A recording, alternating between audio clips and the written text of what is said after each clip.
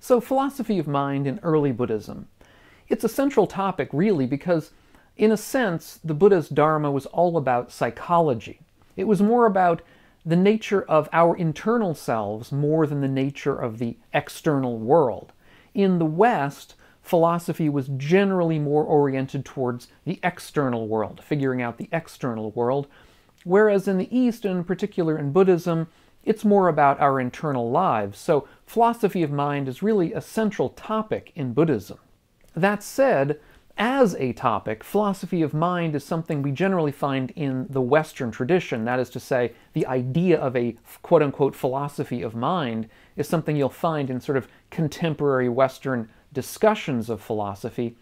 And so there'll be a number of topics that we'll deal with today, a few, that are really more applicable to a sort of a Western view of the topic than you'll find in Buddhism, and I'll talk about those as we get to them. So in today's video, we'll talk about several things. We'll begin with the mind-body problem. Then we'll talk a little bit about the structure of the mind in early Buddhism. Third, the causal structure of the mind, if you like, the way the structure fits together. Fourth, the non-self nature of the mind. Fifth, we'll talk a bit about free will. And sixth, some sort of overall points about the Buddha's theory of mind generally. And there'll be chapter markers in case you want to skip to some particular section. So to begin with, one of the central topics, perhaps the central topic in a Western discussion of philosophy of mind, revolves around the mind-body problem. That is, what is the precise relationship between the mind and the body? Is there a causal relationship? Is one primary and the other secondary? Perhaps we might, in some understandings, say that the mind doesn't really exist in Western philosophy, that really all there is the body, and so our mental concepts are really concepts about the body. Other ideas revolve around the possibility that the body doesn't exist. Those are less in vogue right now in the West, but in any event, that is a possibility. Bishop Berkeley, back in the 18th century, put forward such a view in the West. However, skipping to early Buddhism, which is the point of this video, in early Buddhism, the Buddhas was really not interested in this particular question, the question of the mind-body problem. Indeed, depending upon how one interprets or translates a particular word in Pali, it may even have been one of the unanswered questions. In other words, the Buddha had a series of questions, generally of a metaphysical nature, that seem to have been questions that other religious figures, other philosophical figures in ancient India had answers to. And these are questions the Buddha himself believed there were no answers to.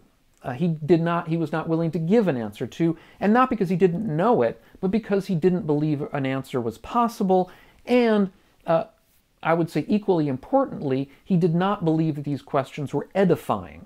That is to say, answering the question was not relevant to the holy life, the life that he believed was important.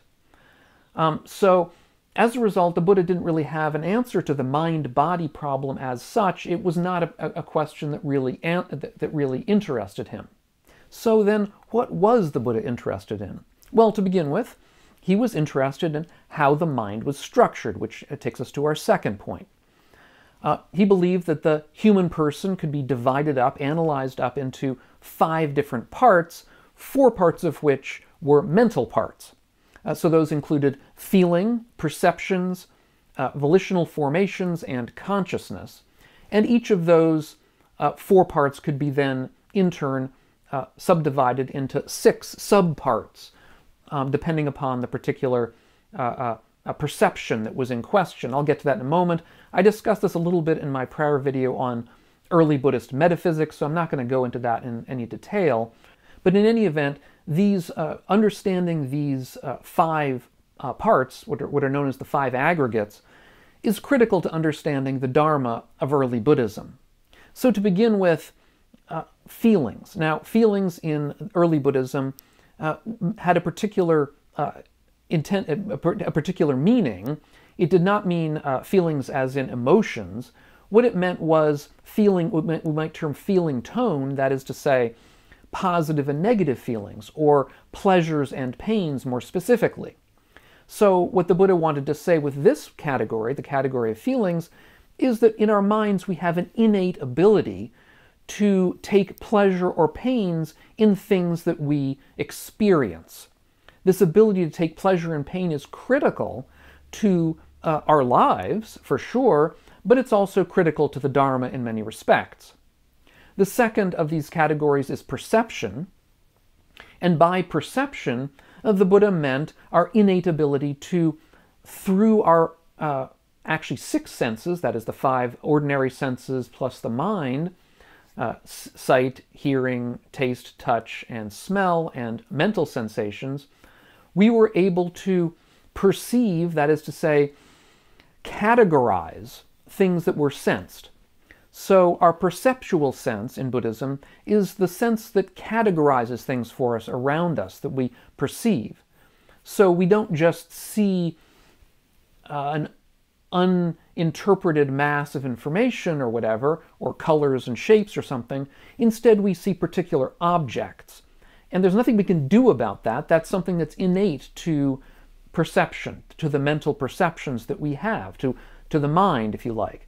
It's inherent to our visual perception that we see objects, people, and chairs, and tables, things that are interpreted for us. Next are our volitional formations. This mental part is sort of the source of our karmic intentions, our intentions that have a karmic importance to us. They're the source of our actions for good or ill. They're the source also of our mental abilities to create theories and beliefs about things that we construct a self around, that we identify with. And so volitional formations are also the source of craving, the craving that really keeps us attached to our lives, attached to ourselves, attached to the world. And so also these volitional formations keep us bound to samsara, or again in a traditional understanding, the beginningless round of rebirths. And next we have, or last we have, consciousness, the fourth of these mental parts.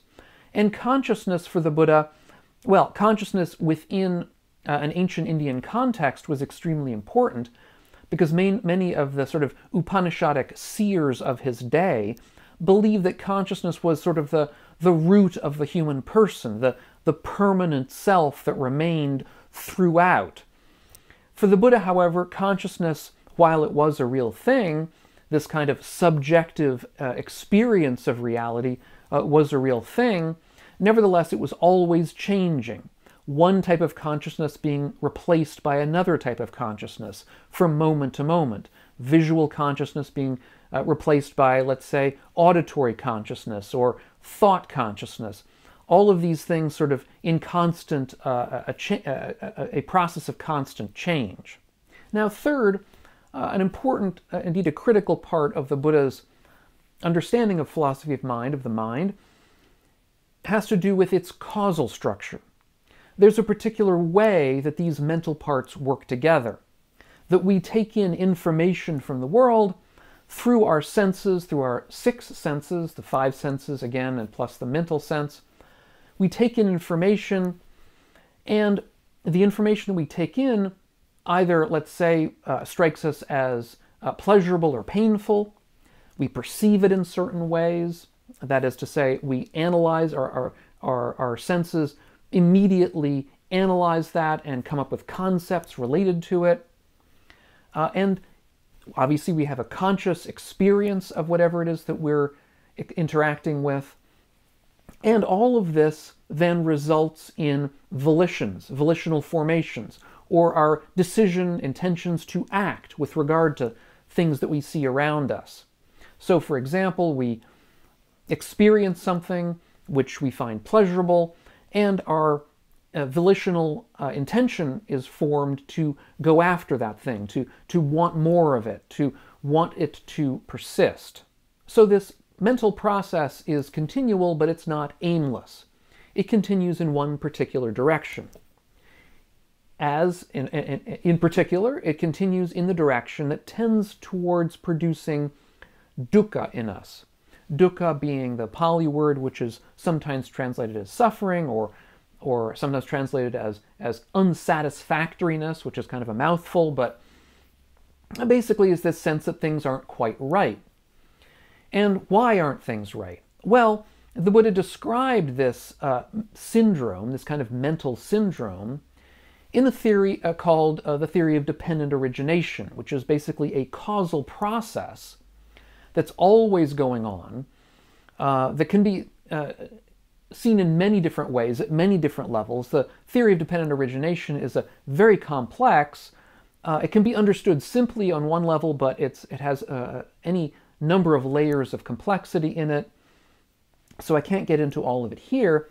But basically, I've just, a minute ago, pointed out really how dependent origination works. That is, we get information from the world through our senses. We process that information as being pleasurable or painful. We tend to grasp at the parts of the world that we find pleasurable. We tend to react against the parts of the world that we find painful. And in so doing, but through our volitions, through our volitional formations, through our will and our actions and our intentions, we create a sense of self. We identify with parts of the world. We identify against other parts of the world, and things change. Change, of course, is one of the bedrock principles in all of Buddhism. Our minds are changing at all times. The world is changing at all times. And so as we grasp for things, they change out from underneath us. And what happens? Dukkha is produced. Suffering is produced. People die, things change, things decay, things rot. And also we change internally. Our opinions change.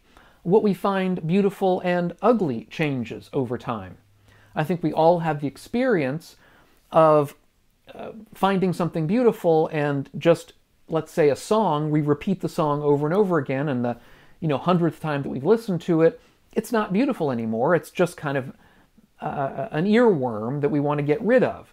That's the sense in which even we change over time.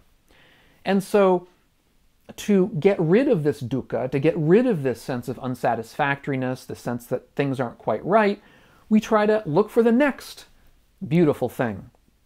And so this process ends up being endless. It's kind of an endless treadmill. Again, this samsaric way of being in the world is a way of being that never finds a true place of peace, because we're always trying to distract ourselves with the next thing to stop us from thinking about the dukkha in our lives. And the way out of this, of course, the way out of this whole process is to begin to see it for what it is. That is, to begin to understand, by one way of saying it anyway, the Buddha's philosophy of mind, to begin to understand how the mind works. What are the parts of the mind? How do they work together to produce this feeling in us? That at least is a start. A fourth key aspect of the mind for the Buddha is that it exemplifies non-self. That if we look at our mental parts, which is ordinarily where philosophers tend to find the self, is in the mind somewhere. Well, for the Buddha, all these mental parts are always changing. There's nothing permanent about them. There's nothing that we can identify as that self that continues from moment to moment and throughout our lives that is who we really are.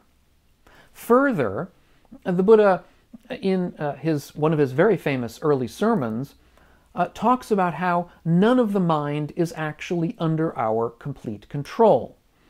So, for example, we think that we can control our thoughts, our desires, our wishes, even our intentions. We think we can control these things, but when we actually sit ourselves down, let's say, to meditate and try, we'll find that it's really not possible, or very difficult anyway. That ordinarily the thoughts, the ideas, the intentions that arise in our minds are not things that we had planned, that we had intended, that we had wanted to be there. They just arise of their own accord. There's a funny early comic by Calvin and Hobbes where, if you haven't seen Calvin and Hobbes or don't know them, I suggest you look them up. I'll leave a link to this one down below in the notes, where Calvin is in a sled in wintertime, looking to, trying to get himself ready to sled down a very steep hill onto a frozen pond. And after talking to himself for several of the frames of the comic, in the last frame he says to himself, "My brain is trying to kill me." And that's the whole thing, is that, sometimes it seems like our brains are trying to kill us. That is, they're wishing things for us that aren't to our benefit. This is really an insight into the way that we're not in complete control. So again, part of our ordinary striving, these volitional formations we have, is to try to grasp around something in our experience, in our perceptions, if you like, that we can identify as who we really are. But once we understand these issues about control, we'll see, and impermanence for that matter, we'll see that there really is nothing that fits that purpose. Now, it may seem to you somewhat oxymoronic or impossible. How could it be that our own volitions aren't under our volitional control? But I would submit that, think for one thing about addictions. Addictions are when we, and addictions may not be chemical addictions. They can also be addictions to ways of living, to particular ideologies, where there's a sense in which, obviously, on one level, we want the thing that we're addicted to, otherwise there would be no problem. But in another sense, we may understand that we're addicted and want to get out of it, but can't find a way. This is a perfect illustration of one of the ways that our own intentions are not under our control all the time. And this brings us to our fifth point, which is about the topic of free will. Now, free will is a big topic in the West, in particular in Western conceptions of philosophy of mind.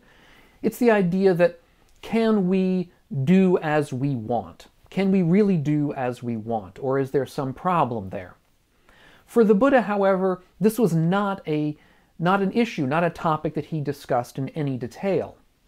So we have to do some reconstruction, a tentative reconstruction, to sort of figure out what he might have said.